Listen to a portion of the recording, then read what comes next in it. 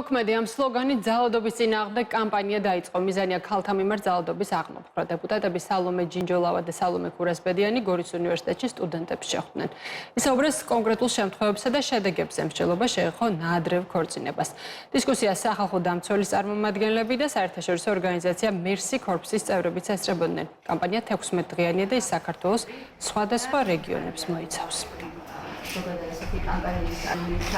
ქალთა მიმართ ძალადობის წინააღმდეგ ბრძოლის 16 დღიანი კამპანიის ფარგლებში შეხვედრა გაუმართეთ გორის უნივერსიტეტის სტუდენტებთან. ამ დღეების განმავლობაში მთელი მსოფლიო კიდევ ერთხელ ერთიანდება ამ პრობლემის გარშემო და მნიშვნელოვანია, რომ საქართველოც ამ გლობალური ძალისხმევის ნაწილია. ძალიან საინტერესო შეხვედრა შედგა.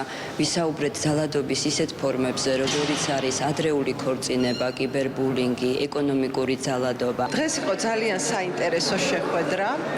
გორის უნივერსიტეტის სტუდენტებს შევხვდით. წარმოდგინეთ ახალი პროგრამა, რომელიც ამერიკის შეერთებული შტატების დეპარტამენტის დაფინანსებით უნდა განახორციელოს Mercy Corps-მა.